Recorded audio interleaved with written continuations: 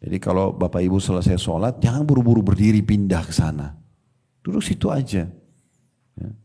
Usahakan jangan bergeser kalau perlu. Kecuali darurat. Ya.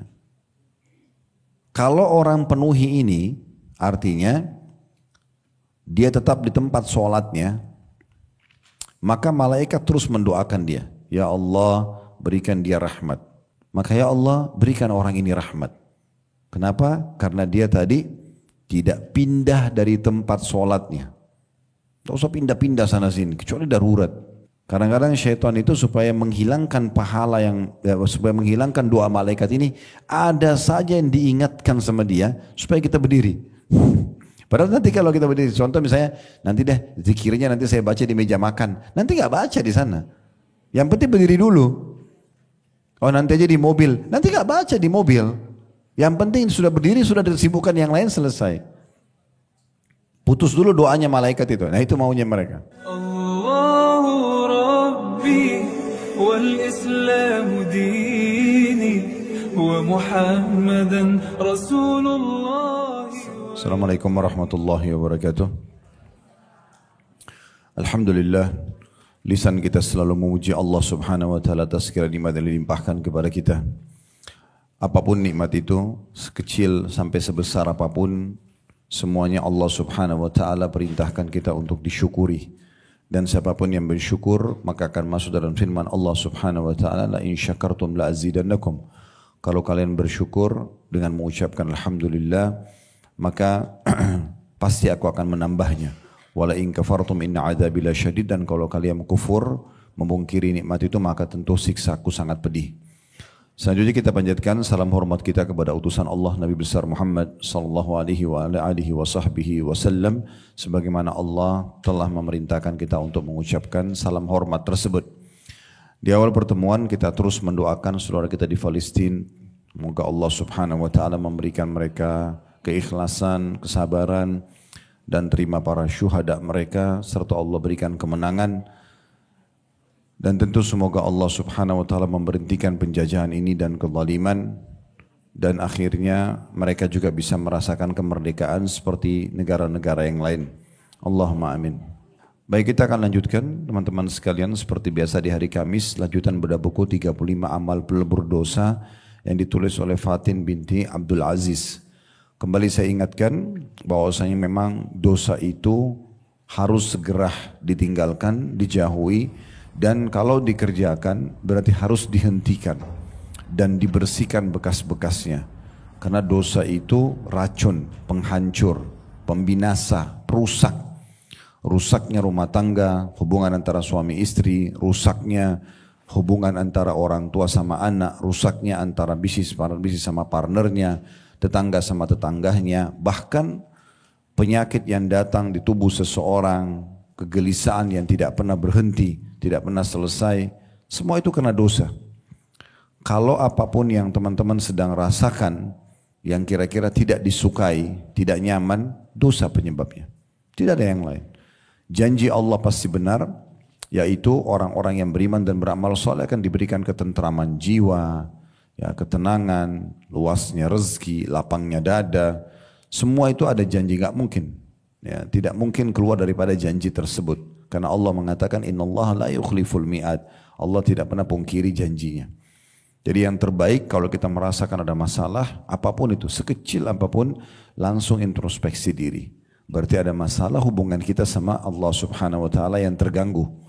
Jadi kapan hubungan kita baik sama Allah, Allah akan mudahkan dan berkahi semuanya. Jadi nggak usah sibuk mencari jawaban atau sebab dari orang-orang di sekitar kita. Sampai seorang salafus saleh mengatakan, saya melihat dan menyadari kalau saya punya dosa pada Tuhan Allah, justru karena adanya perubahan sikap dari pasangan saya. Berubah sikap saja itu sudah berarti efek dari dosa. Karena kalau kita baik hubungan sama Allah, nggak mungkin dia berubah sikap. Harusnya dia baik. Begitu juga anak-anak. Begitu juga tunggangan, kata orang itu. Tunggangan, kalau kita mau naik transportasi ada masalah. Begitu juga sampai tikus yang masuk ke dalam rumah. Ini sudah sering saya ingatkan dari awal kita bahas buku ini ya. Begitu juga saya sering kasih contoh supaya mudah difahami, kalau dosa itu ibarat racun. Walaupun kita punya satu gentong susu, steril, sehat, kalau kita minum bagus buat tubuh kita, buat kulit kita, ya. Tetapi kalau ditetesin satu tetes racun, udah rusak semua susu itu. Nah itu ibaratnya dosa. Mungkin kita sholat, mungkin kita puasa, mungkin kita sedekah, tapi kita masih buka pintu dosa. Itu seperti racun yang merusak susu sekian banyak. Hilangnya kehusyuan dalam sholat, ya. Tidak bisanya kita konsisten atau komitmen menjaga ibadah itu karena dosa semua. Karena dosa. Justru pernah ada orang datang kepada Hasan Basri rahimahullah dan dia mengatakan begini, wahai imam, saya sekian tahun berbuat dosa tidak pernah saya rasakan ada siksaan Allah. Dia ingin penjelasan. Maka Hasan Basri mengatakan kamu keliru. Siksaan Allah sudah terlalu banyak datang kepada kamu. Bahkan bisa saja yang paling besar. Tapi kamu tidak sadari. Kata orang itu bagaimana saya memahaminya? Kata Hasan Basri, apakah selama kau buat dosa, kalau tidak salah disebut angka 2 tahun atau 3 tahun, sekian tahun dia buat dosa. Apakah selama kau buat dosa, kamu bisa bangun sholat malam? Dia bilang gak bisa. Apa selama ini kamu bisa sholat on time, pas azan kamu bisa sholat? Dia bilang tidak. Apakah selama ini kau bisa jaga zikir pagi dan petang? Dia bilang tidak. Apakah selama ini kau selalu berhubungan sama orang tua untuk kau bakti padanya? Tidak. Apa kau bisa baca Quran? Tidak. Hampir semuanya ibadah terbengkalai. Kata Hasan Basri, itulah ya siksaan yang paling berat buat kamu. Karena kamu tidak dikasih peluang untuk beribadah. Umumnya umat-umat sebelum kita yang Allah binasakan, Allah sehatkan badan mereka. Allah luaskan rezekinya. Itu Abu Jahal, ya Umayyah bin Khalaf, tokoh-tokoh Mekah yang jahat-jahat, yang akhirnya meninggal terbunuh di perang Badar, Bapak Ibu sekalian. Itu orang paling kayanya Mekah, paling sehat badannya. Kalau Bapak Ibu punya gambaran tentang masalah Abu Jahal itu dikenal orangnya tinggi, putih, kekar, tampan. Orangnya secara fisik menarik sekali di Mekah. Kaya raya, punya kedudukan. Tapi subhanallah Allah alihkan dia dari keimanan. Karena kejahatan dia, karena maksiat kepada Allah, sembah berhala. Ya, kemudian dukung orang tawaf telanjang di Mekah, di Ka'bah. Dan segala macam lah kesalahan yang mereka lakukan. Sampai kata Nabi SAW, sungguhnya ya, Hajar Aswad dan Rukun Yamani, 2 batu dari surga yang kalau bukan karena dosa-dosa Quraisy maka niscaya keduanya akan mengeluarkan cahaya itu yang menerangi antara timur dan barat. Dosa bisa menghilangkan itu. Jadi kalau sekarang kita selalu tolak ukurnya tentang masalah, oh badan saya sehat kok, pekerjaan saya jalan, walaupun saya buat dosa ini dan itu, ini pemahaman yang keliru. Pastikan akan ada hukuman datang, bahkan mungkin sudah datang tapi kita tidak sadari. Ya, terutama teralihkannya orang dari kenikmatan ibadah itu sendiri. Umat-umat sebelum kita, sekali lagi saya ingatkan, pada saat Allah mau binasakan, 3 hari lagi mereka akan dibinasakan. Kaum Lut, kaum Saleh, kaum Thamud, maksudnya kaum Nabi Saleh, kaum Ad, kaumnya Nabi Hud, ya, Namrud, kaumnya Nabi Ibrahim, Fir'aunnya kaum Nabi Musa. Itu beberapa hari sebelum Allah wafatkan, makin Allah sehatkan badannya. Makin Allah buat mereka bahagia, gembira, agar Allah binasakan mereka di atas kegembiraan di maksiatnya itu. Itu bahaya sekali. Ya. Jadi harus hati-hati. Nah ini sedikit mukaddimah prolog lagi mengingatkan tentang masalah judul kita. Ya, karena sempat pekan lalu kita libur, kami bimbing umrah soalnya. Jadi insya Allah kita harus hati-hati. Jadi bukan hanya sekedar meramaikan majelis, tapi perlu kita sadari kita sedang belajar sesuatu yang kita butuhkan untuk panduan hidup kita ke depan. Baik, kita sudah membahas pada pertemuan yang terakhir yang kita 2 pekan yang lalu kurang lebih, amalan pelebur dosa yang ke-19 masalah sholat fardu. Ya, saya ingatkan kembali, ini adalah satu-satunya perintah Allah Subhanahu wa taala kepada Nabi Muhammad SAW yang untuk menerimanya itu harus lakukan perjalanan dulu, Isra dari Masjidil Haram ke Masjidil Aqsa, dan Allah turunkan surah Al-Isra surah nomor 17 dan Allah jelaskan di ayat pertamanya tentang masalah perjalanan yang luar biasa itu, dan itu menjadi sebuah fenomena yang spektakuler selamanya dari masa itu sampai menjelang hari kiamat nanti. Karena Nabi SAW terbang dengan kuda bersayap yang tidak mungkin ada selamanya. Itu hanya diberikan pada saat itu. Tapi bukti-bukti membuktikan memang itu terjadi. Dan ini Bapak Ibu bisa kembali ke ceramah kami tentang masalah Isra Mi'raj. Saya tidak bahas lagi karena ini cukup panjang. Kemudian Nabi Mi'raj ke langit. Dan pada saat tiba di Masjidil Aqsa, semoga Allah bebaskan dari penjajah-penjajah.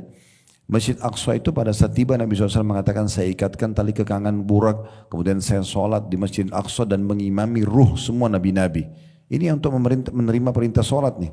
Kemudian saya pun dimi'rajkan ke langit. Lalu selama perjalanan diperlihatkan siksa-siksa kubur, siksa para pezina, siksa para pemakan riba, siksa para pendusta, siksa orang yang meninggalkan sholat, perempuan tidak tutup aurat, dan segala macam hal. Kalau kita baca tentang perjalanan Nabi Isra Mi'raj itu betul-betul luar biasa. Seperti kita sedang menghadapi dan menyaksikan sendiri. Coba Bapak Ibu ketik tentang riwayat-riwayat Isra Mi'raj itu ajaib sekali. Intinya sampai ke langit pertama ketemu dengan Nabi ini, langit kedua, langit ketiga, sampai langit ketujuh baru kemudian Sidratul Muntaha bertemu dengan Jibril AS dengan postur aslinya malaikat 600 ekor sayap. Yang kata Nabi SAW, kalau satu sayapnya dikebaskan bumi ini akan hancur bumi ini. Baru kemudian beliau bertemu dengan Allah Subhanahu Wa Taala untuk menerima perintah 5 waktu sholat ini, saking pentingnya. Dan sudah kita sebutkan pada pertemuan yang lalu tentang masalah keutamaan sholat. Yang terpenting adalah menjaga 3 hal dalam sholat itu, tepat waktu, tepat gerakan, dan tepat bacaan. Ya, itu 3 hal kalau disatukan namanya khusyuk.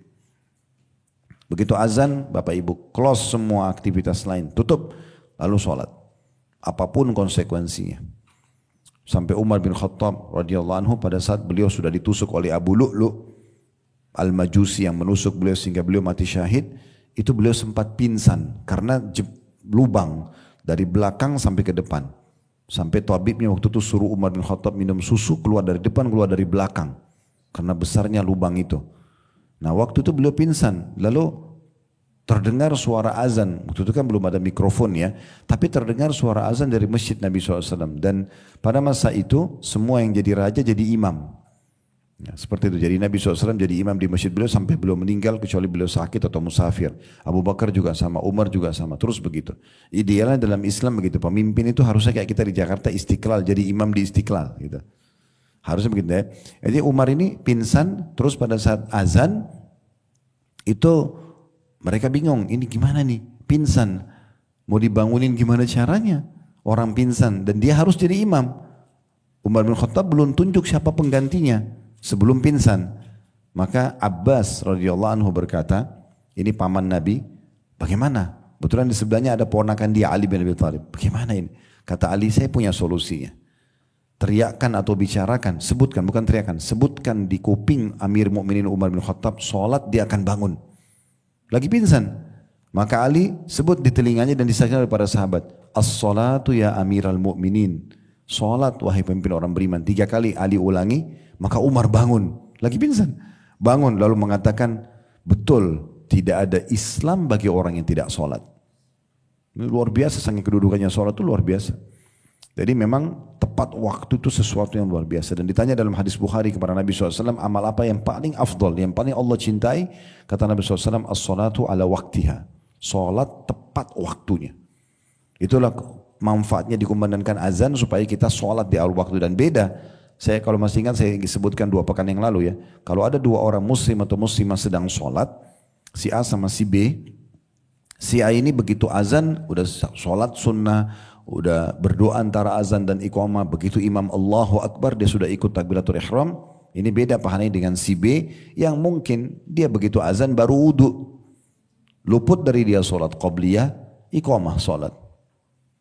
Mungkin dia dapat imamnya sudah waladhdallin misalnya, masih dapat rakaat pertama, tapi beda pahalanya dengan si A. Jadi memang tepat waktu itu penting sekali ya. Ya, orang seperti yang awal sekali absen kepada sang raja gitu ya. Kemudian yang kedua tepat gerakan. Ya, ini harus betul-betul benar semuanya. Takbiratul ihram sampai salam. Pelajari, jangan malu, jangan mengatakan oh saya sudah tua, saya sudah tahu. Enggak, harus dicek kembali. Saya bertahun-tahun ngajar tentang bab sholat dan praktekin sholat. Hampir mayoritas jemaah mengatakan oh baru tahu saya ternyata salah. Ternyata begini, sekian tahun sholat. Ya. Kemudian yang ketiga itu tepat bacaan. Benar penyebutannya, baik bacaan Al-Qur'annya, bacaan doanya, nggak boleh asal-asalan. Ya. Kemudian dibaca dengan tenang. Tumaknina itu kewajiban dalam Islam, dalam sholat. Tidak boleh main-main. Kalau bapak ibu sholatnya Allah Akbar buru-buru, itu tidak diterima. Percuma, sia-sia saja. Makanya kata Nabi SAW, ada orang hari kiamat menerima pahala sholatnya, ya, 2/3, ada yang menerima setengah, ada yang menerima 1/3, ada yang menerima 1/4, ada yang menerima 1/10, dan ada yang tidak menerima pahala sholatnya, kecuali seperti baju kusut, diremukkan, kemudian dilempar ke wajahnya, karena tidak ada nilainya. Sayang sekali. Ya, ingat, saya juga ingatkan kembali diri saya dan Bapak Ibu sekalian, semua ibadah yang sudah lewat tidak bisa diperbaiki. Ya, jadi sekali kita sholat kayak tadi duhur asal-asalan saja Allah Akbar, yang penting kewajiban, ya udah itulah yang akan distorkan kepada Allah. Bapak Ibu nggak bisa bilang, oh tadi saya kurang khusyuk, saya mau ulangi duhurnya. Nggak boleh ulangi, nggak boleh diulangi, karena tidak ada perintah membolehkan kita mengulanginya. Sekali kerjakan ya sekali pada saat itu, jangan disia-siakan. Sekali berangkat umroh atau haji, maksimalkan memang, karena itu tidak terulang. Kita bisa kerjakan lagi nanti, tapi umroh haji yang lain, bukan yang itu. Saya kasih contoh yang lalu kalau masih ingat ya. Kalau ada orang ketinggalan sholat, misalnya imam dia telat kehilangan iftitah dan al-fatihah saja. Imam sudah waladhdallin, amin, baru dia Allah Akbar. Baik, dicatatlah oleh malaikat mulai dari surah. Ya. Karena berjamaahnya kan sama imam. Jadi takbiratul ihram sama imam sudah dicatat pahala sama mereka, itu luput dari dia. Doa iftitah luput, mendengar al-fatihah luput. Dan ini tidak bisa diperbaiki. Dia nggak bisa bilang sama imam, imam kembali dong ke takbir pertama, saya mau ulangi supaya saya dicatat malaikat. Nggak bisa, sampai hari kiamat dicatat dia luput dari iftitah dan al-fatihah. Gimana? Nggak bisa diperbaiki. Jadi jangan main-main soal ibadah, memang betul-betul maksimalkan. Sekali mau lakukan dengan maksimal. Supaya juga maksimal kita menemukan pahalanya. Beda dengan dosa. Kalau dosa, orang buat dosa 2 tahun, 3 tahun dia rutin dengan sebuah dosa. Tahun ke-4 dia taubat nasuha, bersih. Nah ini nanti yang membedakan derajat kita di surga. Orang-orang yang selalu menjaga kualitas ibadahnya, itu nanti derajatnya sangat tinggi. Bedanya di situ. Jadi kalau orang mengatakan, udah nggak apa-apa buat dosa, nanti kan gampang tobat lagi. Taubat kalau Allah masih kesempatan betul dibersihkan dosanya. Tapi akan beda dia dengan orang yang tidak buat dosa di masa dia buat itu kan. Ada orang berzina 3 jam dia di kamar hotel misalnya. Dia buat dosa. Setelah itu dia taubat kepada Allah, Allah terima. Beda nggak dia sama orang yang 3 jam dia buat zina yang sedang baca Quran? Beda, ini pasti dia lebih tinggi derajatnya. Dan tidak bisa diperbaikin masalahnya. Ini betul lepas dari hukuman, tapi dia nggak bisa raih derajat yang harusnya dia bisa raih daripada dia buat dosa itu. Kan gitu. Dan dosa itu selalu dimulai dengan ketakutan, diakhiri dengan penyesalan. Itu dosa udah. Kesimpulan sederhananya begitu. Kalau amal soleh, apapun sifatnya, dimulai dengan ketulusan, keikhlasan, ya, dari hati nurani, karena kalau tidak ikhlas nggak diterima, dan diakhiri dengan ketenangan. Siapapun habis sholat, salam, pasti ada kayak beban yang hilang, terasa tenang, gitu kan? Apapun ibadah yang kita kerjakan, pulang umroh, pulang haji, habis sedekah, apa saja ada kepuasan. Nah seperti itu. Baik, kita akan masuk sekarang amal ke-20 ya, menunggu waktu sholat. Betul itu bahasanya? Iya. Nah ini menyambung bahasan kita yang tadi. Jadi memang ada keutamaan khusus ini. Apa maknanya menunggu waktu sholat? Ada 2 makna dan dua-duanya bisa disatukan. Yang pertama adalah memang hati seorang muslim dan muslimah gelisah ya, selalu ingin menunggu waktu sholat setelahnya. Dan ini makna yang paling benar. Jadi misalnya Bapak Ibu habis sholat duhur gini, dia itu selalu hatinya siaga, ini asar gak boleh luput nih. Tepat waktu, tepat gerakan, tepat bacaan. Selesai asar, ini maghrib kapan lagi nih? Dia udah persiapkan untuk maghrib itu. Dia sudah persiapkan untuk isya itu. Setelah isya dia persiapkan untuk subuh. Dia siap untuk itu selalu. Dan dengan kesiapan seperti ini maka kan dia hati-hati sekali. Dia nggak mau ketinggalan takbiratul ihram pertama imam. Dia nggak mau kehilangan sholat qobliyahnya. Dia nggak mau kehilangan azan dan doa antara azan iqamah yang mustajab doa. Nah, dia selalu, itu namanya keutamaan menunggu waktu sholat. Ini makna yang paling global dan ini yang makna yang ditujukan oleh para ulama. Makna yang kedua, dan ini bisa masuk ke makna yang pertama, yaitu orang yang sedang duduk sholat, kemudian dia tidak ada aktivitas lain, dia sengaja nunggu. Kayak misal orang duduk di masjid maghrib, isya, atau ibu-ibu di rumah di atas sejadah, lagi nggak ada kegiatan. Apalagi kalau yang anak-anaknya masya Allah sudah besar, suaminya kebetulan lagi tidak di rumah, dia nggak ada aktivitas, rumah nyaman. maghrib duduk di sejadah, dia nggak berdiri, dia sengaja nunggu isya. Ya mungkin dengan ngaji, mungkin dengan zikir, intinya niatnya dia ingin nunggu sholat yang setelahnya. Nah itu masuk maknanya. Nah menunggu ini, menunggu sholat, semua sholat ini adalah pembersihan dosa. Menunggunya, bahkan banyak sekali hadis yang menyebutkan, nanti akan kita bacakan insya Allah. Kalau Bapak Ibu nunggu antara sholat dengan sholat seperti ini, itu tetap dicatat sebagai orang yang sedang sholat. Jadi kayak misalnya kita duduk maghrib ke isya, kita nggak berdiri dari sejadah kita, memang duduk situ. Itu walaupun kita lagi zikir, walaupun kita lagi misal putar dengerin ceramah, ya, sambil duduk, sambil nunggu, memang mau nunggu sholat. Mungkin nanya ibu nggak buka ya gitu ya, tujuannya memang untuk nunggu sholat.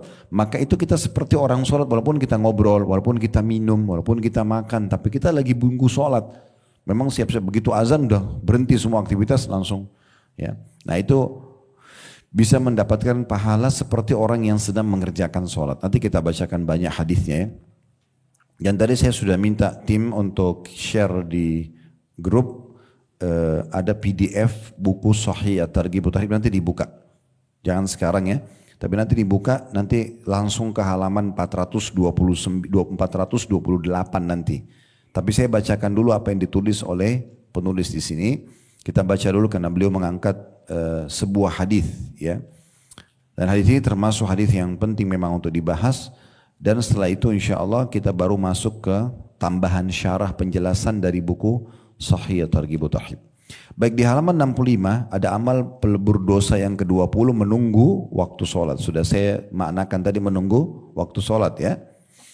Baik, dari Abu Hurairah radhiyallahu anhu beliau berkata bahwasanya Rasulullah sallallahu alaihi wasallam bersabda, "Salatul rajuli fi jama'atin tazidu ala salati fi baiti wa salati fi suqihi bid'an wa 20 darajah.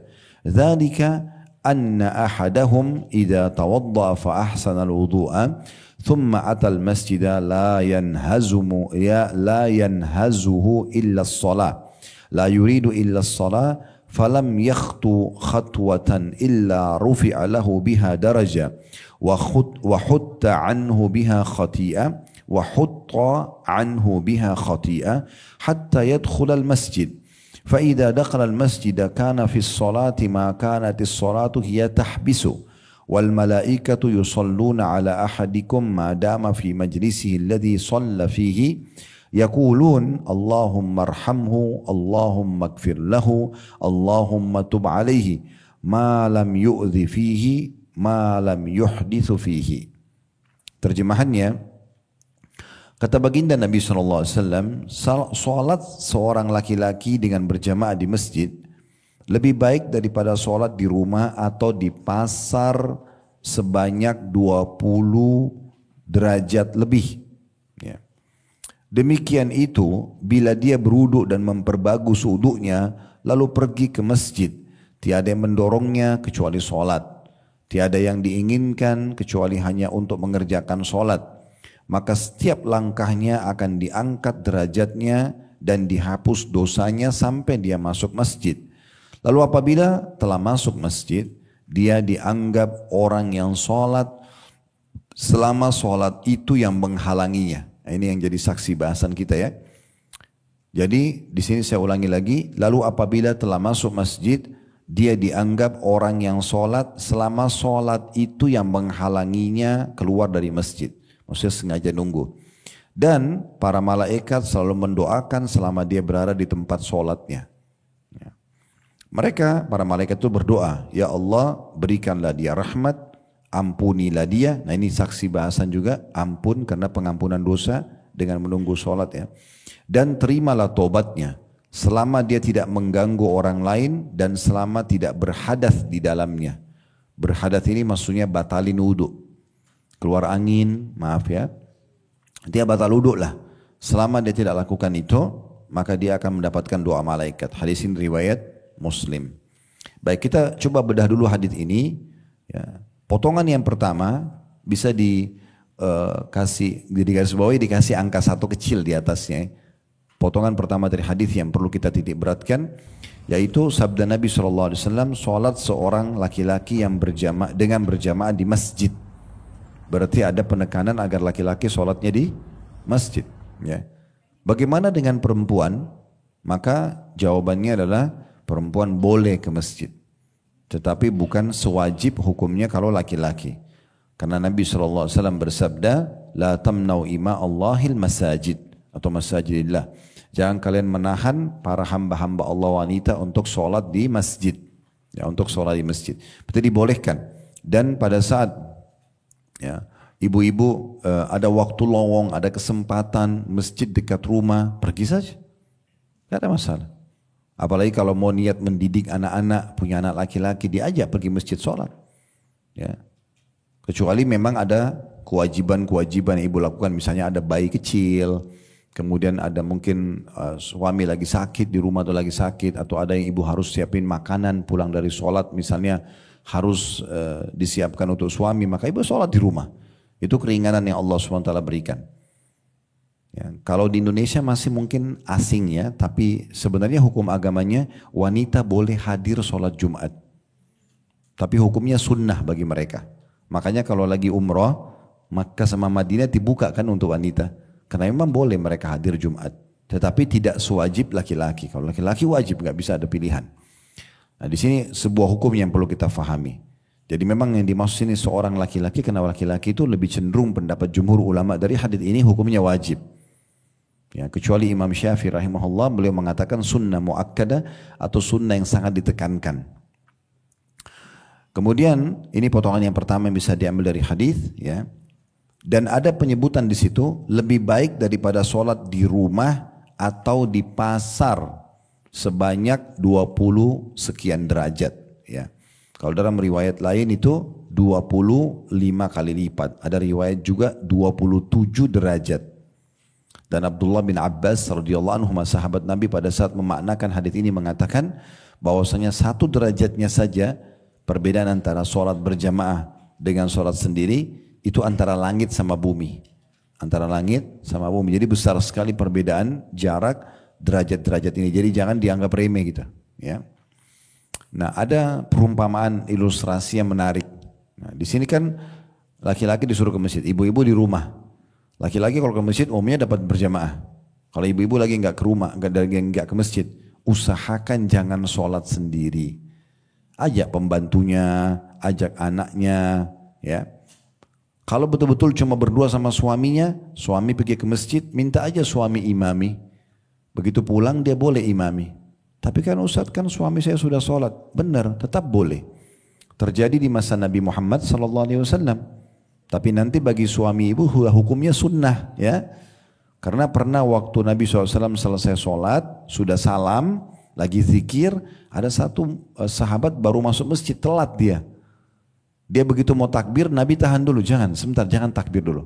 Lalu Nabi bicara sama sahabat yang lagi berzikir, yang sudah sholat. Siapa yang mau bersedekah untuk saudaranya ini? Maksudnya berdiri sholat sama dia supaya dia jangan sendiri. Tapi nanti hukumnya sudah sunnah, karena sudah dikerjakan. Dia cuma niatnya untuk membantu menemani saudaranya. Maka Abu Bakar berdiri radhiyallahu anhu dan menemani orang itu sholat. Kemudian begitu juga dengan sahabat Nabi yang lain namanya Muadz bin Jabal radhiyallahu anhu.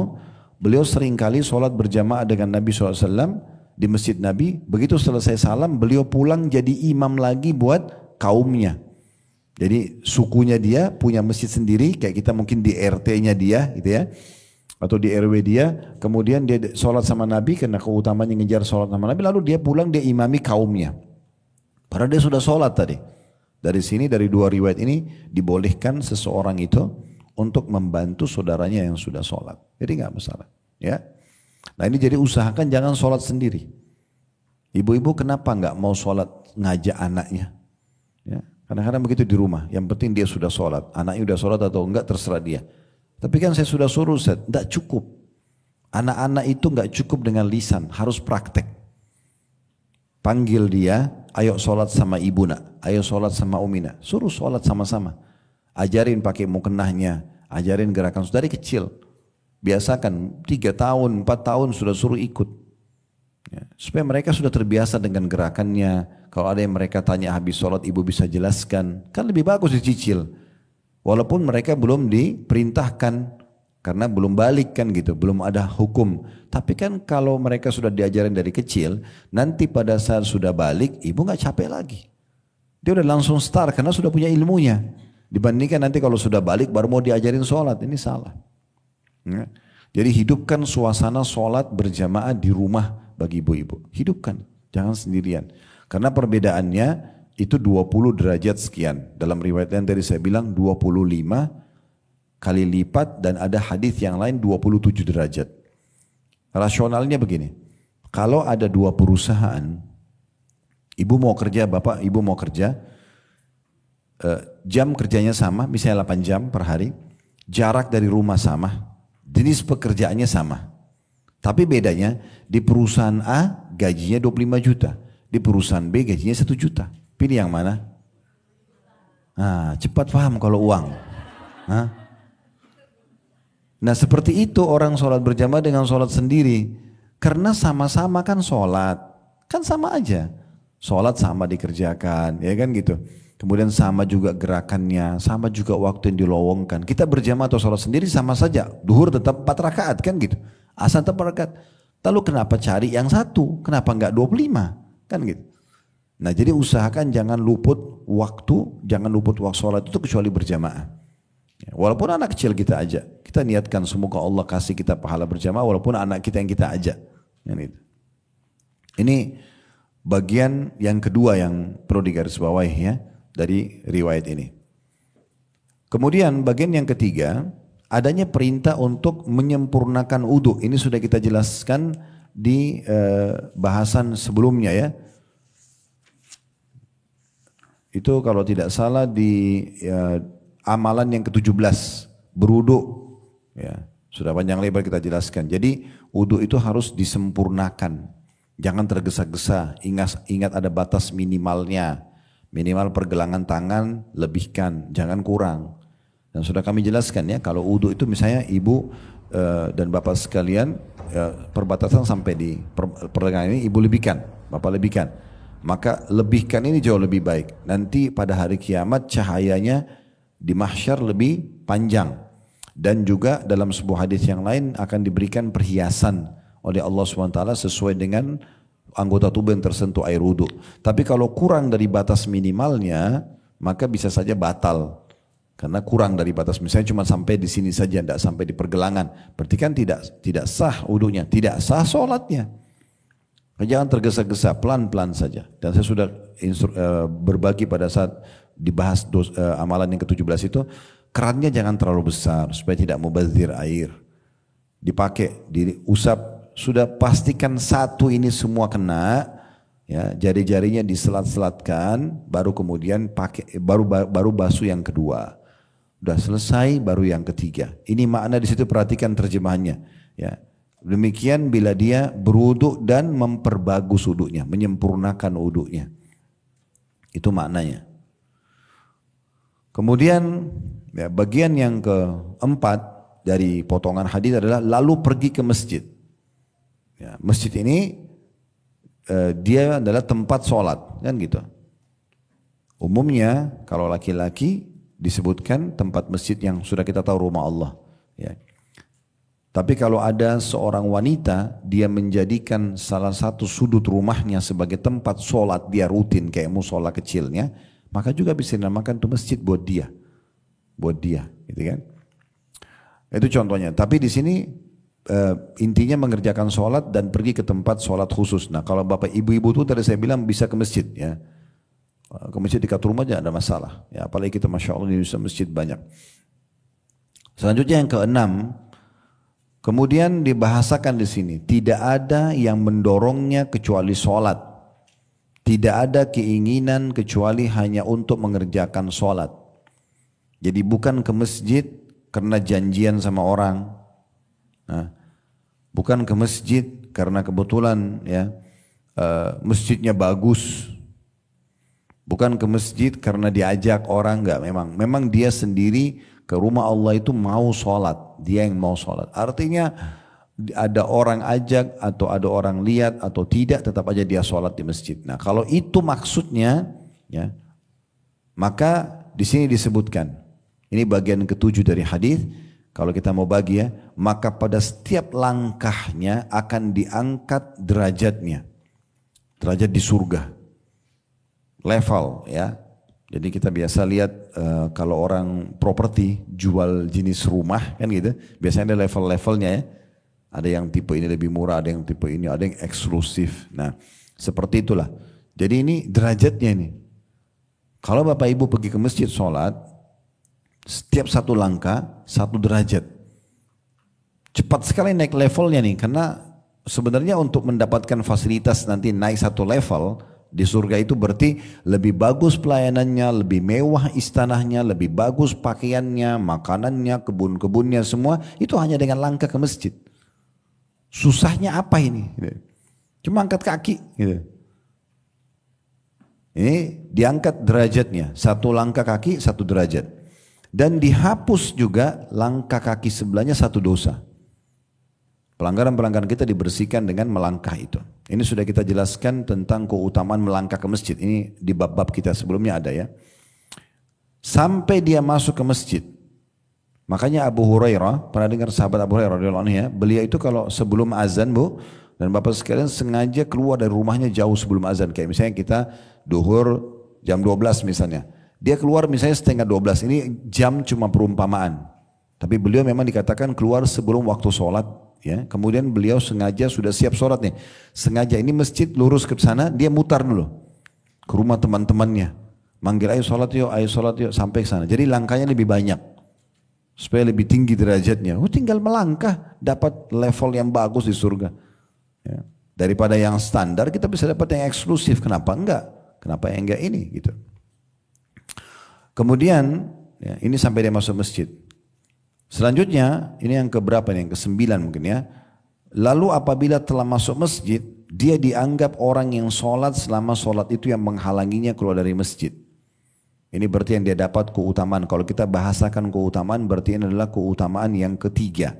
Keutamaan yang pertama tadi, setiap langkahnya dicatat, diangkat derajat. Keutamaan yang kedua, dihapus dosa-dosanya. Keutamaan yang ketiga adalah, kalau dia ya, dianggap kalau dia tinggal di masjid tidak ada yang menghalangi dia keluar kecuali karena ingin tunggu sholat setelahnya, dan ini saksi bahasan kita, maka berarti ini keutamaan yang ketiga. Kemudian yang keempat adalah para malaikat selalu mendoakan selama dia di tempat sholatnya. Nah ini penting, garis bawahi tempat sholat ya. Jadi kalau Bapak Ibu selesai sholat, jangan buru-buru berdiri pindah ke sana, duduk situ aja ya. Usahakan jangan bergeser kalau perlu, kecuali darurat. Ya. Kalau orang penuhi ini, artinya dia tetap di tempat sholatnya, maka malaikat terus mendoakan dia. Ya Allah, berikan dia rahmat. Tahu apa rahmat Bu? Rahmat itu banyak maknanya. Pemenuhan kebutuhan, pembersihan dosa, peninggian derajat, solusi dari masalah. Mau apa lagi coba? Semua dikasih.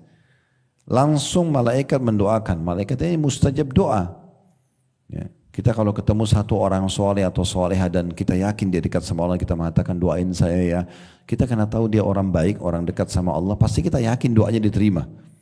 Bagaimana dengan malaikat? Walaupun kita tidak perintahkan, Allah sudah perintahkan, dia langsung suruh doakan.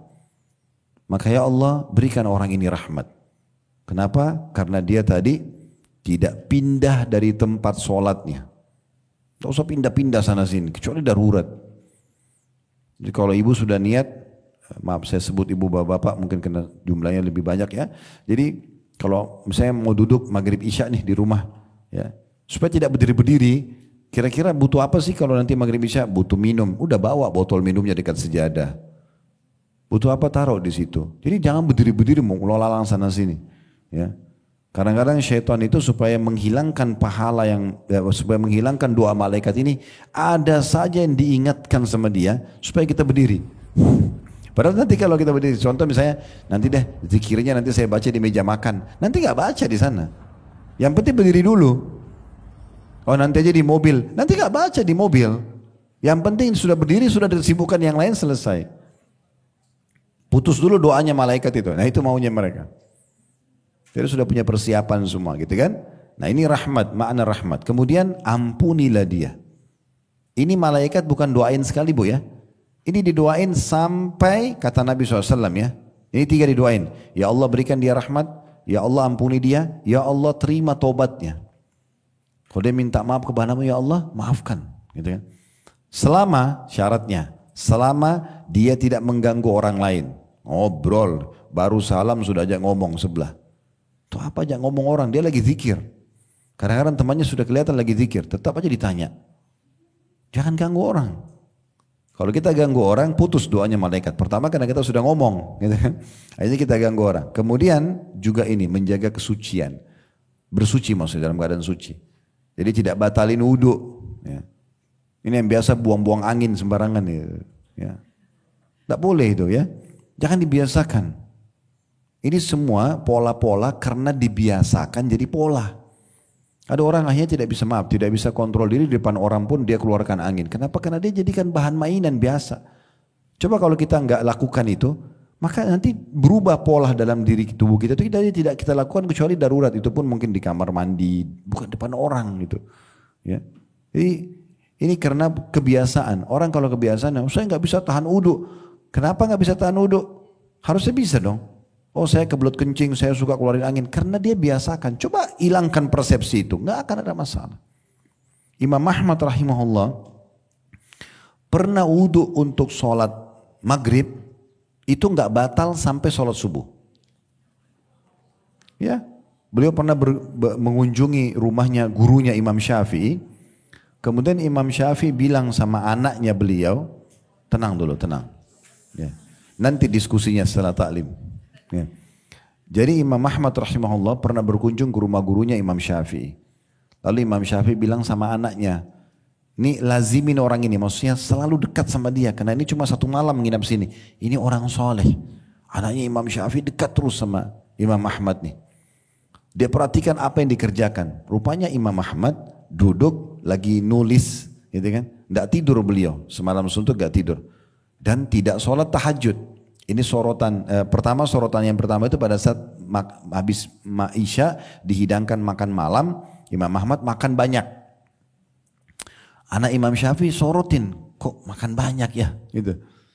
Kemudian malam hari, karena semalam suntuk diperhatikan, nggak sholat malam, tapi dia lagi duduk, lagi nulis. Gitu kan. Kemudian segi sholat subuh nggak wudhu lagi. Maka karena dia terganggu, dia tanya ayahnya. Dia bilang, ayah, ini anak Imam Syafi'i bilang sama ayah Imam Syafi'i, tamu anda ini yang anda bilang orang soleh, ada 3 hal yang mengganjal pada saat saya lihat. Yang pertama dia makan banyak. Tolok ukur banyak ini jangan dibayangkan satu nampan besar. Maksudnya menurut si anak ini itu sudah porsi banyak. Ini relatif ya. Mungkin orang biasanya makan 4-5 suap atau berapa, terus dia lihat kok ini makannya 7 suap, nah contoh gitu ya. Jadi jangan dibayangin negatif gitu. Dia makan banyak. Kemudian yang kedua, dia tadi malam nggak tahajud. Yang selama ini saya tangkap dari anda sholat tahajud itu kok kalau bagi orang beriman udah nggak akan ditinggalkan. Terus yang ketiga, dia sholat subuh nggak wudhu. Maka Imam Syafi'i bilang sama Imam Ahmad, ini anak saya punya pertanyaan, mungkin kamu yang harus jawab. Oke, apa pertanyaannya? Semalam katanya kamu makan banyak. Apa kira-kira sebabnya? Kata Imam Ahmad, karena saya tahu pendapatan anda halal, maka saya ingin mengisi tubuh saya dengan makanan halal, supaya kekuatan saya dari halal. Ini bukan satu nampan ya. Jangan bilang nanti habis ini bubar sini kan halal, sini saya makan banyak, enggak.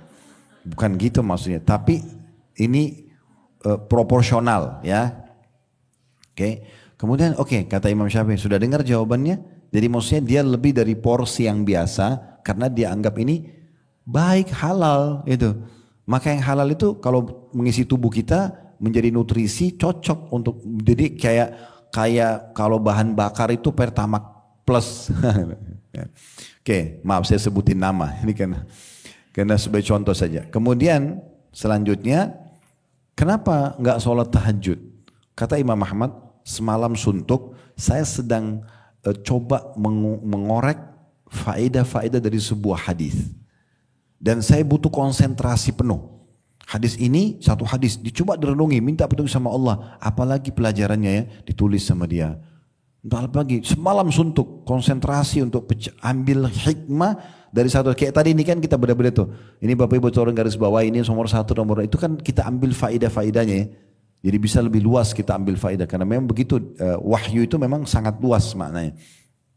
Kata Imam Ahmad, dan saya melihat menuntut ilmu lebih wajib daripada sholat tahajud. Ini ilmu ini luar biasa. Memang karena menuntut ilmu hukumnya wajib kan. Sholat tahajud sunnah. Maka saya melihat ya ilmu lebih afdal. Jadi menurut Imam Ahmad, dan saya memang pernah menemui satu teman saya. Ya, saya kenal baik beliau penulis banyak sekali buku yang ditulis. Saya pernah tanya, gimana caranya antum bisa nulis sampai bukunya banyak banget. Mungkin sudah puluhan atau ratusan judul buku ditulis sama dia. Dia bilang, saya Ustadz duduk kemudian saya nulis. Makan pun disuapin sama istri saya nggak berdiri, dia bilang. Saya berdiri, karena memang saya juga pernah coba waktu kita nulis, kalau lagi nulis Bapak Ibu sekalian, itu kalau kita lulalang sana sih ambil minum, kamar mandi, keluar sana, ini pecah konsentrasi. Tapi di saat kita lagi duduk, lagi nulis, itu kayak Allah sambungin, oh dalil ini lagi, oh hadis itu lagi, oh kisah ini. Kita jadi ingat kapan kita fokus gitu. Makanya saya kalau susun materi saya coba fokus dulu. Oke 1 jam ini saya nggak mau aktivitas yang lain. Nah, itu bagus sekali. Tapi bahasa dia luar biasa. Dia bilang, saya tidak pernah berdiri, saya tulis. Sampai buku itu target saya terpenuhi, baru saya aktivitas yang lain. Saya juga pernah rasakan tuh pada saat susun skripsi, tesis gitu kan. Itu memang sampai ayah saya datang ke kamar saya baru bahasakan. Dia sudah makan. Udah insya Allah nanti. Saya cuma berdiri sholat. Urusan lain enggak. Udah. Supaya selesai tulisannya, kalau enggak. Nah seperti itu. Jadi itu Imam Ahmad lakukan. Kemudian yang ketiga, sholat subuh tanpa wudu. Imam Ahmad ini jadi saksi bahasan. Beliau mengatakan, karena saya dari maghrib ke isya sampai ke subuh, apalagi saya tidak tidur, saya belum batal wudu. Maka saya pakai wudu yang tadi malam untuk sholat. Kan hukum fikihnya selama tidak batal boleh dipakai sholat kan gitu. Kalau Bapak Ibu keluar misalnya, tadi pagi pada aktivitas habis sholat duha, wudu misalnya tahu sholat duha, terus tidak batal wudu, nggak ke WC, mungkin karena minum sesuai dengan kebutuhan, haus minum, lapar makan, bukan minum terus, makan terus, nggak selesai-selesai, akhirnya urusan kamar mandinya banyak gitu kan. Jadi kalau kita rasa haus, ada sinyal dari Allah, oh iya butuh minum, lapar, oh iya butuh makan, dan sesuai dengan kebutuhan saja. Tidak usah banyak-banyak berlebihan. Ini banyak keluar masuk kamar mandi ini karena terlalu berlebihan, gitu kan? Seperti itu. Maka Imam Ahmad rahimahullah mengatakan saya jaga, bayangkan dari maghrib, isya, ya, kemudian tunggu sampai subuh, itu lama sekali, tidak batal wudunya. Dan saya pernah praktekin ini, saya kalau keluar mau taklim pagi misalnya, duha, saya sampai nanti menjelang jam 9 malam saya baru balik setelah taklim malam, saya pernah tidak batal wudu. Bisa saja, tergantung sugesti kita sebenarnya kan gitu. Jadi kalau orang kebiasaan buang angin terus, nggak dijadikan bahan bercanda sama teman-temannya, kan ini. Apalagi suami istri saling tembak terus, itu kan tidak baik. Kalau saya melihatnya, Allahu a'lam. Ya, jadi lebih baik dijaga. Nah ini termasuk yang dimaksud tadi, karena kalau lagi sholat, ya, kemudian duduk dan tidak membatalkan wudu, doa malaikat terus berdoa.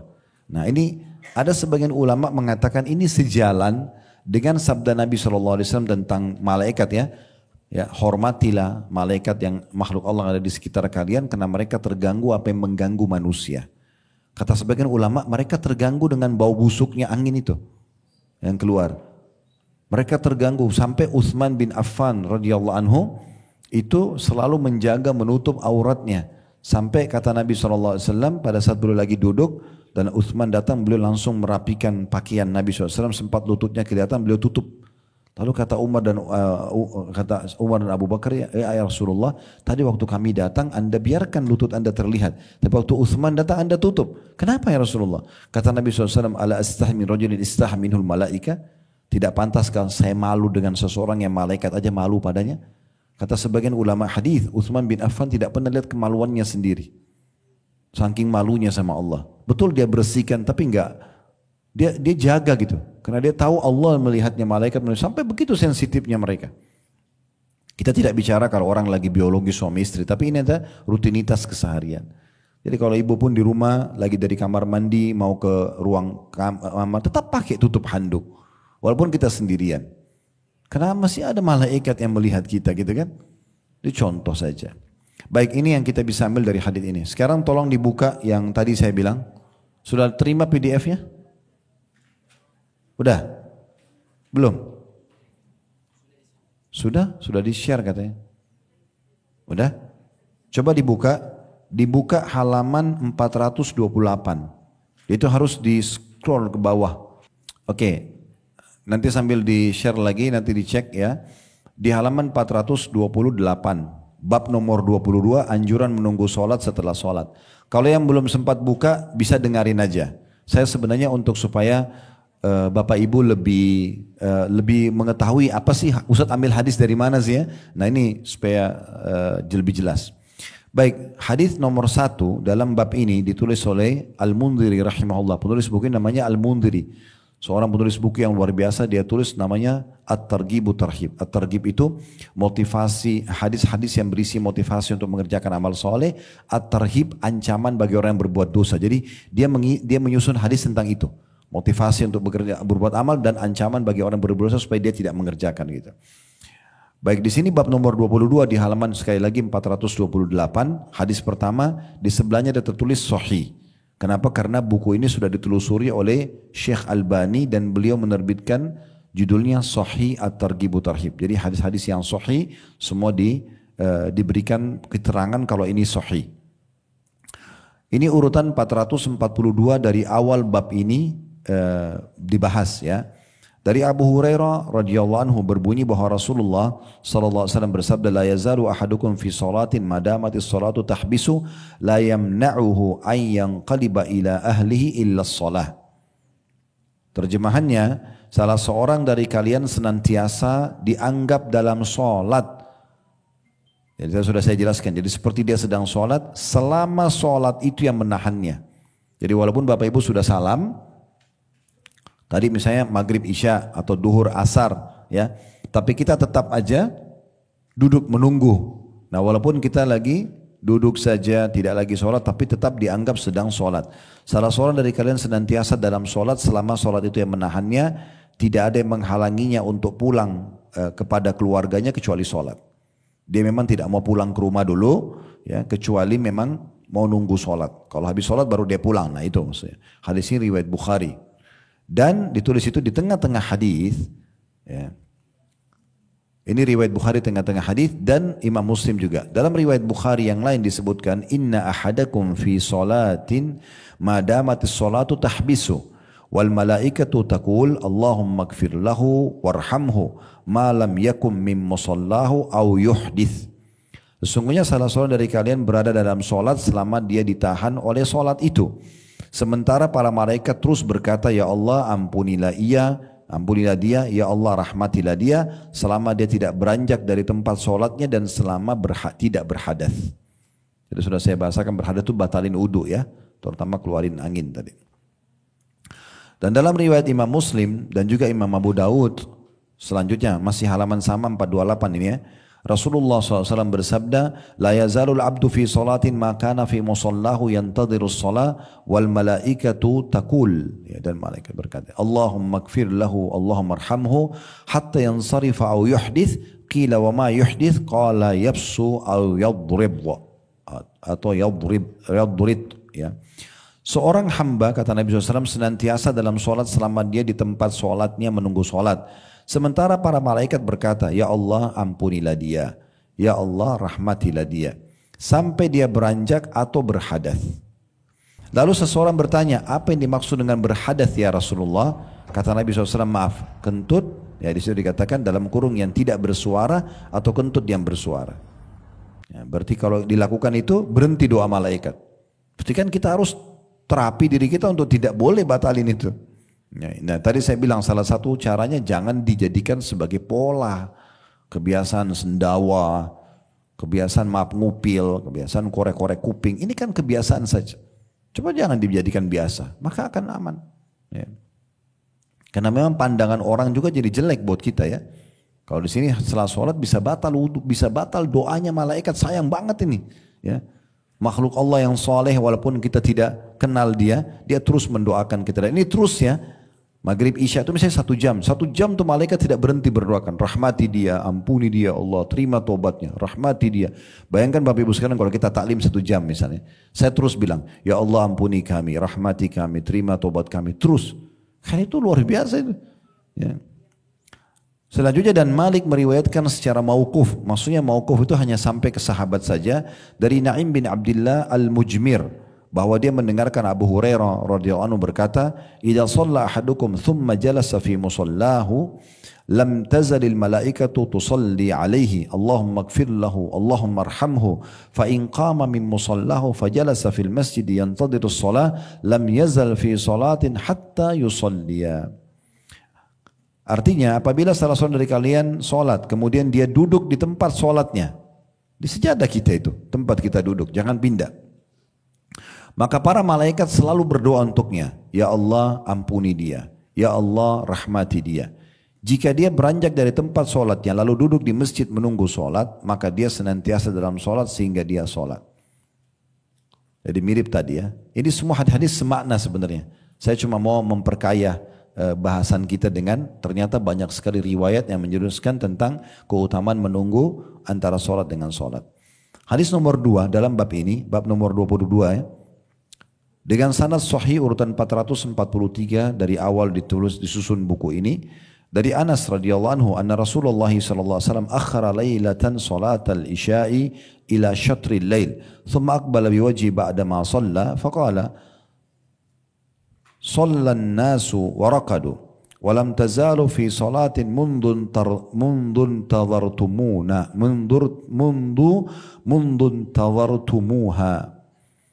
Bahwa Rasulullah SAW kata Anas bin Malik di suatu malam pernah menunda sholat isya sampai pertengahan malam. Kemudian setelah sholat beliau menghadapkan wajah dan bersabda, orang-orang telah sholat dan tidur dan kalian senantiasa dalam sholat sejak kalian menunggunya. Hadis ini diriwayatkan oleh Bukhari. Jadi di masa Nabi SAW, perlu tahu juga sebuah hukum Bapak Ibu ya. Kalau azan itu adalah hak muadzin. Hak muadzin ya. Jadi kalau masuk waktu muadzin yang azan. Dia yang harus menentukan, dia yang tahu waktu, dia yang menentukan azan itu. Tapi hak iqamah itu haknya imam. Hak iqamah haknya siapa? Imam. Jadi kalau imam datang baru iqamah. Walaupun imamnya lama. Harusnya begitu, kalau ada imam tetap di situ nggak boleh iqamah sampai imamnya datang. Itu hukum syariat. Makanya di sini dalam hadis yang Bukhari disebutkan, Nabi SAW waktu itu tidak keluar. Sahabat nunggu sampai pertengahan malam. Cukup lama nunggunya. Baru Nabi imami sholat isya. Belum, tidak iqamah gitu. Dan Nabi SAW setelah itu, karena ini beliau lakukan bukan karena sebuah pola ya. Karena ada sebuah hukum yang beliau ingin sampaikan. Maka setelah salam dari sholat isya di pertengahan malam, maka beliau mengatakan, orang-orang sudah banyak tadi sudah sholat isya, bahkan sekarang sudah pulang rumah, sudah tidur. Kalian belum nih, karena nunggu saya sebagai imam kalian. Begitu mereka tidur, mereka pulang, dan kalian menunggu saya sampai diiqamahkan sholat, maka kalian terus dicatat seperti orang yang sedang sholat sampai dikerjakan sholat tersebut. Ya. Hadis ketiga dalam bab ini dengan sanad sahih, ini urutan 444 dari awal hadis disusun di buku ini, berbunyi dari Anas radhiyallahu anhu anna hadhil ayah tatajafa junub 'anil madaji' nazalat fi intidhari as-salati allati tud'al atama. Bahwa ayat ini ya, yang terjemahannya lambung-lambung mereka menjauhi tempat tidur. Ini kan Allah memuji hamba-hamba Allah yang tidak buru-buru tidur habis maghrib, tunggu isya. Dalam riwayat lain Nabi SAW itu membenci tidur habis maghrib, takutnya isyanya lewat. Ya, tapi kalau habis isya itu sunnah. Bahkan dianjurkan untuk tidak begadang bagi orang yang tidak ada keperluan. Ya. Maka kata beliau, ayat ini yang artinya lambung-lambung mereka menjauhi tempat tidur, turun berkaitan dengan sholat, menunggu sholat yang dikenal dengan sholat isya. Hadis ini diriwayatkan Tabarani dan beliau mengatakan hadis ini hasan. Hadis nomor 4 dalam bab ini dengan sanad sahih dari Abdullah bin Amr radhiyallahu anhuma. Abdullah sahabat, Amr ayahnya sahabat, Amr bin As. Beliau berkata, "Shallaina ma'a Rasulillah sallallahu alaihi wasallam al-maghriba, faraja'a man raja' wa aqaba man aqaba, faja'a Rasulullah sallallahu alaihi wasallam musri'an qad hafazahu an-nafas wa qad hasara an rukbatayhi Qala abshiru hadha rabbukum qad fataha baban min abwabis sama yubahi bikumul malaika yaqul unzuru ila ibadi qad qadaw farida wa hum yantadhiruna ukhra. Ini hadis agung sekali nih. Ini berhubungan dengan bab kita ya, tentang masalah keutamaan menunggu salat. Dia terjemahannya. Kata Abdullah bin Amr bin As, kami salat maghrib bersama Rasulullah SAW, di antara kami ada yang pulang. Antara maghrib isya, dia pulang ke rumah. Boleh nggak? Boleh.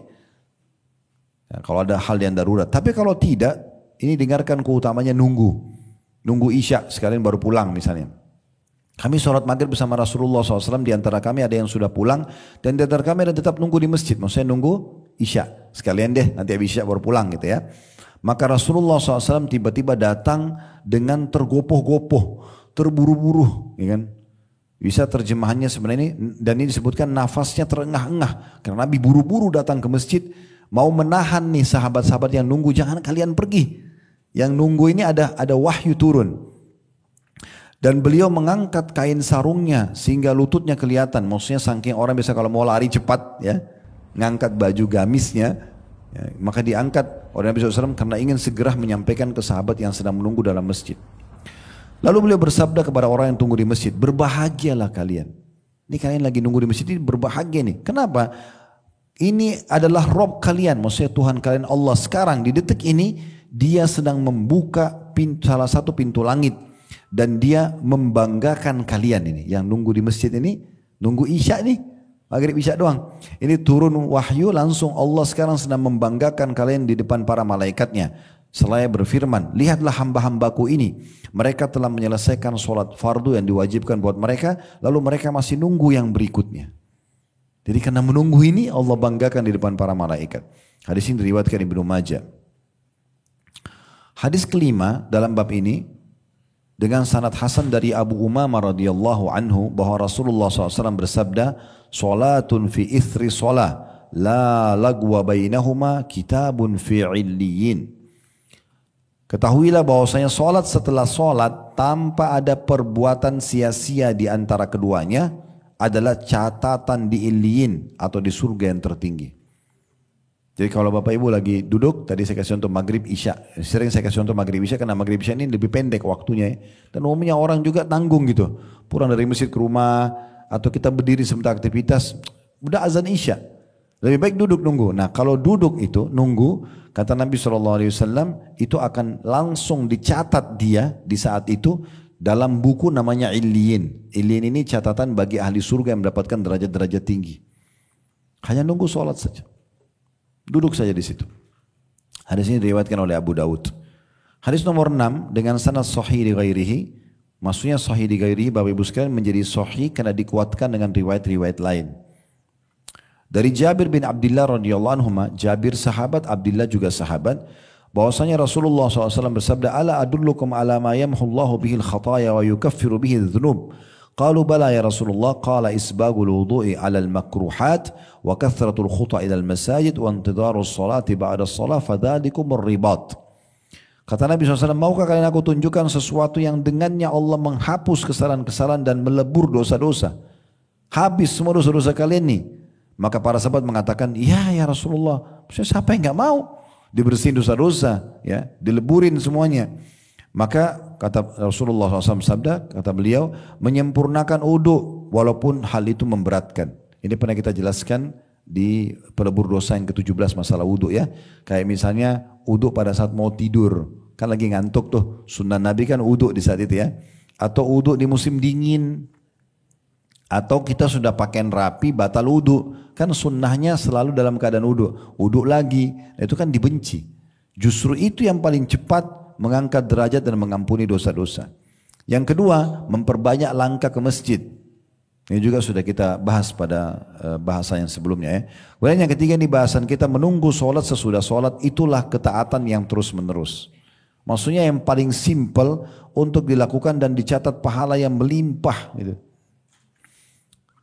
Hadis nomor 7 ini biasanya Al-Mundhiri rahimahullah menulis seperti ini, cuma menguatkan saja dikatakan, dan ada juga riwayat yang mirip dengan sanad sahih diriwayatkan oleh Malik, Muslim, Tirmidzi, An-Nasai dari hadis Abu Hurairah radhiyallahu anhu.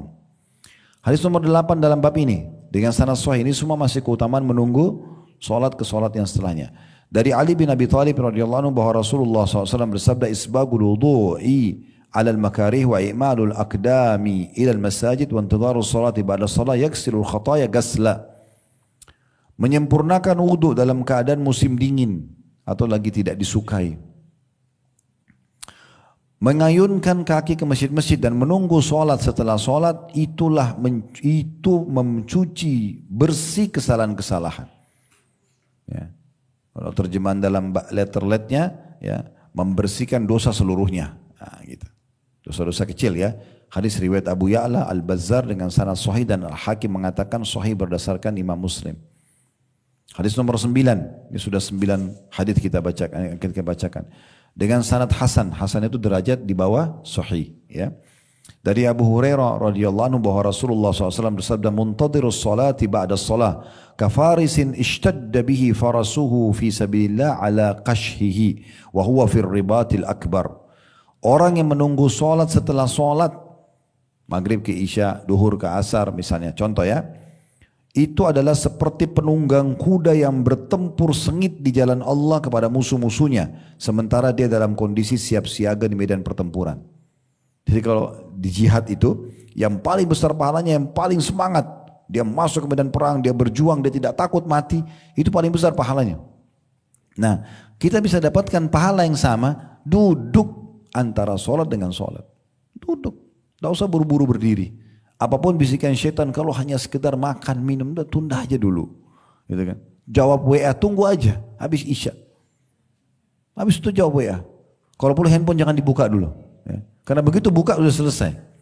Habis jawab WA, masuk ke Facebook, masuk ke Instagram, masuk ke sini. Gak selesai-selesai. Saya ulangi lagi. Kata Nabi SAW, orang yang menunggu sholat setelah sholat adalah seperti, maksudnya sama pahalanya, penunggang kuda yang bertempur sengit, lagi betul-betul maju serang musuh di jalan Allah di medan perang kepada musuhnya, sementara dia dalam kondisi siap siaga di medan pertempuran. Ya, jadi maksudnya setiap saat dia akan panen pahalanya. Hadis ke-10, ini sampai hadis ke-14 ya bab ini. Hadis ke-10 ini cukup panjang dengan sanad sahih dari Ibnu Abbas radhiyallahu anhuma bahwa Rasulullah SAW bersabda, "Atani lailat Rabbi wa fi riwayah ra'aitu Rabbi fi ahsani surah, faqala li ya Muhammad qultu labbaika Rabbi wa sa'dik, hal tadri fima yakhtasimu al-mala'u al-a'la?" Qultu la a'lam, fawada yadahu baina katifayya hatta wajadtu bardaha baina thadyayya. Aw qala fi nahri.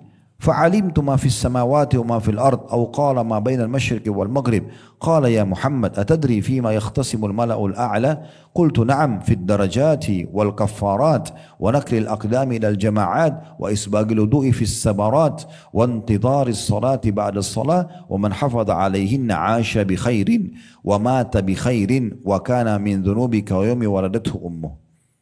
Coba dengangi lebih konsentrasi, saya terjemahkan nih. Ini pelan-pelan ya. Ini keutamaan yang sayang sekali kau luput. Kata Nabi SAW, pada satu malam Tuhanku mendatangiku. Ini tentu sesuai dengan kekuasaan Allah SWT kepada Nabi Muhammad SAW bagaimana prosesnya. Dalam riwayat lain, aku melihat Tuhanku dalam bentuk yang paling sempurna, paling baik. Lalu Allah berfirman, wahai Muhammad, aku menjawab, aku penuhi panggilanmu ya Rabbi demi kebahagiaanmu. Ya. Dan Allah berfirman, apakah kamu mengetahui dalam perkara apa para malaikat yang dekat denganku berselisih?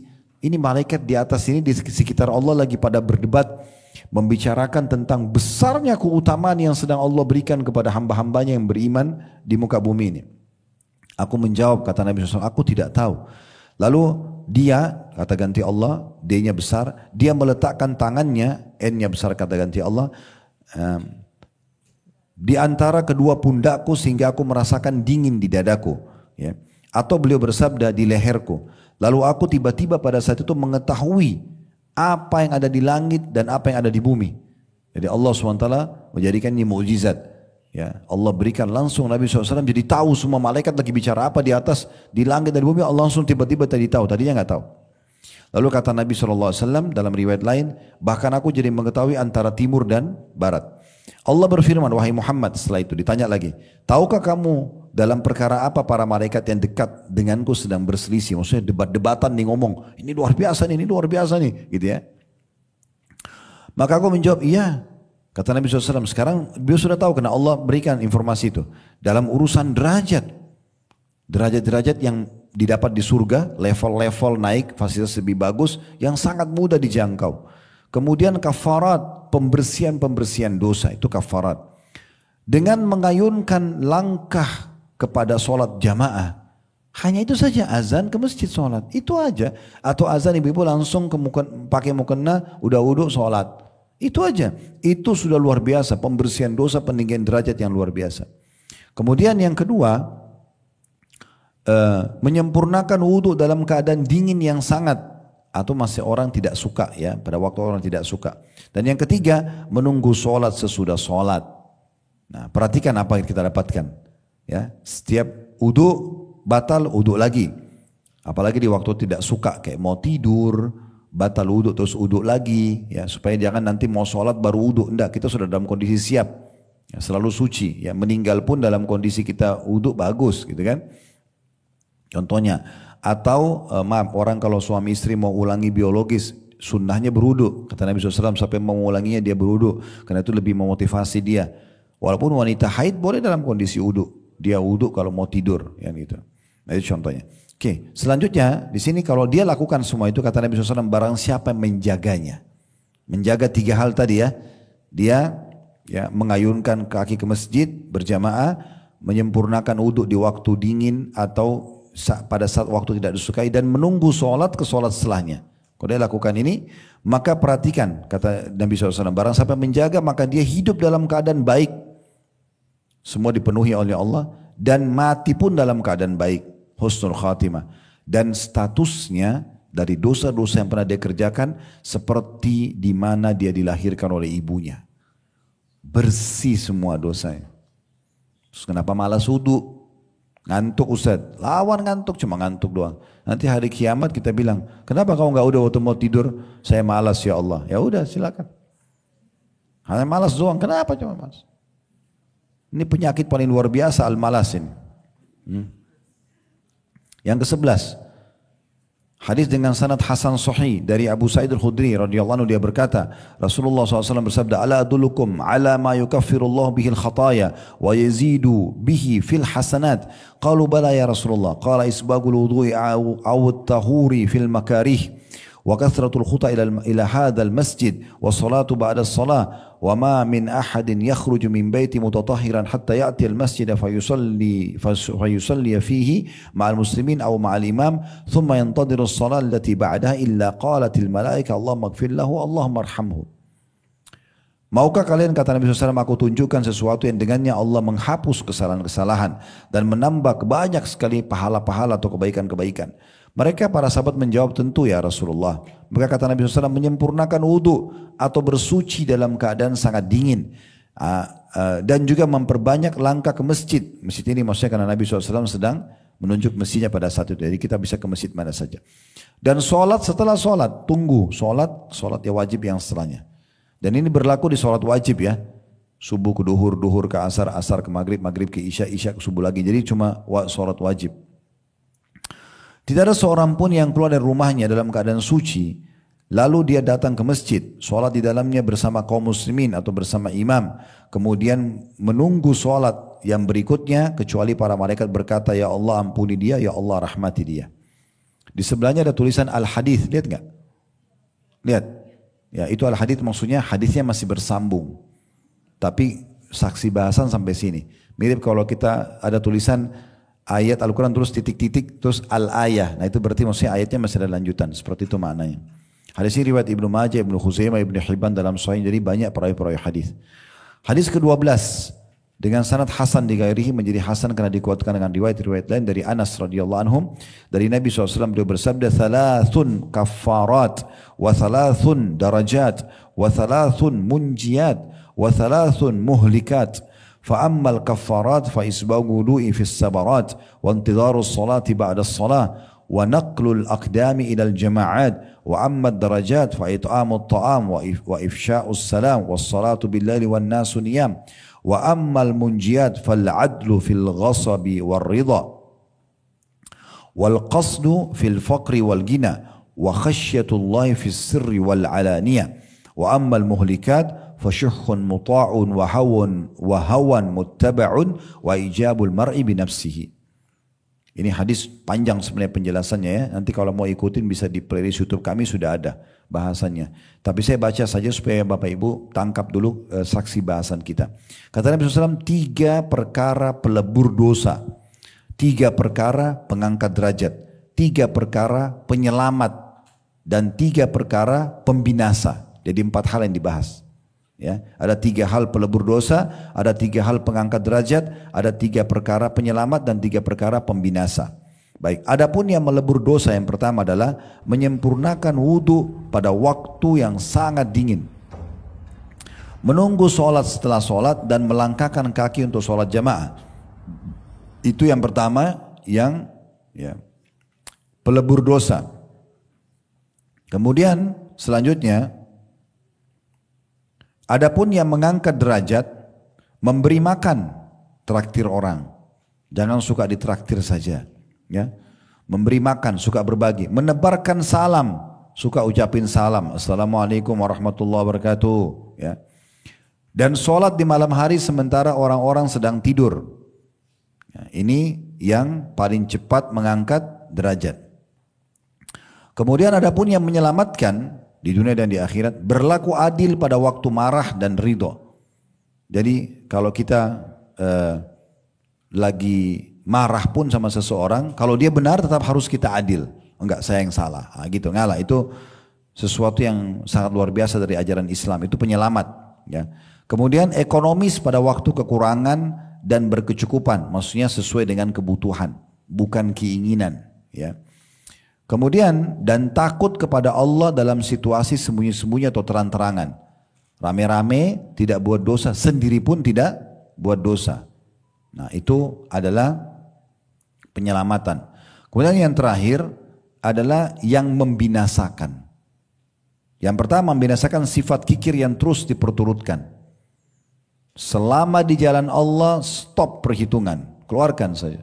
Semua yang kita sedekahkan di jalan Allah akan kita bawa ke timbangan amal. 100 juta, 1 miliar, berapapun kita keluarkan itu sedang kita bawa ke akhirat. Ya. Jadi jangan kikir, nggak boleh. Kemudian yang kedua, hawa nafsu yang diikuti dalam perbuatan dosa. Dan yang terakhir, bangga atau ujub seseorang terhadap dirinya sendiri. Seakan-akan dia yang paling cantik, dia yang paling gagah, dia yang paling kaya, dia yang paling pintar. Ini nggak bisa. Ini pembinasa. Ya. Makanya setiap kita lihat orang di depan kita, kalau dia masih muda, kita katakan, oh dia lebih sedikit dosanya, supaya kita tidak anggap remeh dia. Kalau dia lebih tua, oh dia lebih banyak amalnya, maka kita juga tidak anggap remeh orang. Nah, gitu. Hadis ke-13, ini saya tidak jelaskan hadisnya. Kalau saya jelaskan satu hadis ini bisa ya satu pertemuan sendiri. Cuma kita ambil saksi bahasan tentang masalah menunggu sholat ke sholat setelahnya. Hadis ke-13, ini ada 14 hadis dalam bab ini dengan sanad sahih dari Uqbah bin Amir radhiyallahu anhu dari Rasulullah SAW bahwasanya beliau bersabda, al-qaidu ala salati qal kanit wa yuktabu minal musallin min hini yakhruju min baiti hatta yarji'a ilaihi. Orang yang duduk menunggu solat adalah seperti orang yang solat atau mendirikan solat. Jadi orang yang nunggu solat ke solat setelahnya seperti orang yang sedang berdiri solat. Dia ditulis termasuk orang-orang yang sholat sejak dia keluar dari rumahnya ya, sampai dia kembali lagi. Hadis ini riwayat Ibnu Hibban. Jadi mulai dia mau menuju ke masjid itu sudah dicatat seperti orang sedang sholat. Walaupun dia ngobrol, walaupun dia jalan gitu. Sampai dia pulang lagi. Dalam riwayat lain, al-qaidu yar'as salata kal qanit. Orang yang duduk menunggu sholat seperti orang yang berdiri sholat. Baik, hadis terakhir dalam bab ini nomor 14 dengan sanad hasan di ghairihi dari seorang wanita yang membaiat Nabi SAW, maksudnya tidak disebutkan sini namanya siapa dia radhiyallahu anha, bahwasanya dia berkata, ja'ana Rasulullah SAW wa ma'ahu ashabu min bani Salimah فقربنا إليه طعاما فأكل ثم قربنا إليه وضوءا فتوضأ ثم أقبل على أصحابه فقال ألا أخبركم بمكفرات الخطايا قالوا بلى قال إسباغ الوضوء على المكاره وكثرة الخطى إلى المساجد وانتظار الصلاة بعد الصلاة. Rasulullah SAW datang kepada kami disertai para sahabatnya dari Bani Salimah. Lalu kami menghidangkan makanan kepada beliau. Beliau pun makan. Kemudian kami menyiapkan air wudhu, maka beliau berwudhu. Kemudian beliau menghadapkan setelah wudhu wajahnya ke arah para sahabatnya dan berkata, maukah kalian aku tunjukkan pelebur-pelebur kesalahan atau dosa? Para sahabatnya menjawab atau mereka menjawab tentu. Kata Nabi SAW menyempurnakan wudhu dalam keadaan sangat dingin, memperbanyak langkah ke masjid dan menunggu sholat setelah sholat. Saksi bahasan kita menunggu sholat setelah sholat. Hadis ini diriwayatkan oleh Imam Ahmad. Baik bu saya teman-teman sekalian, semoga apa yang kita bahas hari ini bermanfaat buat kita. Kalau ada benar dari Allah, kalau ada salah dari saya mohon dimaafkan. Saya terus mengajak teman-teman untuk bergabung mendukung channel dakwah kami dengan dua kegiatan. Yang pertama tentunya kalau di YouTube di subscribe, like dan juga loncengnya supaya langsung dapat notifikasi dari kami setiap ada informasi baru. Dan insya Allah di YouTube itu kami 24 jam. Jadi walaupun tidak live seperti ini akan ada terus diputar serial-serial ceramah. Kemudian di Instagram, di Facebook, mungkin di TikTok ada di follow, di share ya. Ini termasuk hal yang bisa Bapak Ibu partisipasi bersamakan di pahala. Yang kedua, Bapak Ibu bisa menjadi donatur tetap untuk kegiatan dakwah kami. Kami sering membeli kamera, kebutuhan-kebutuhan, gaji teman-teman yang bergerak di digital studio. Itu bisa Bapak Ibu raih pahala di situ insya Allah, bisa menjadi donatur tetap. Masuk ke Yayasan Sedekah Kreatif, cari ada kegiatan inso atau infak sedekah. Itu insya Allah cukup banyak. Kalau tidak temukan nanti kami minta teman-teman tim untuk share juga insya Allah. Dan juga jangan lupa selalu mendoakan saudara kita di Palestina. Terus jadikan doa rutin kita sampai Allah SWT berikan kepada mereka kemenangan. Allah ikhlaskan niat mereka dan juga Allah terima para syuhada mereka. Dan mudah-mudahan kita termasuk orang yang partisipasi dengan doa itu ya, dalam pahala-pahala bersama mereka. Mungkin begitu saja, semoga bermanfaat. Subhanakallahumma bihamdika asyhadu an la ilaha illa anta astaghfiruka wa atubu ilaik. Wassalamualaikum warahmatullahi wabarakatuh.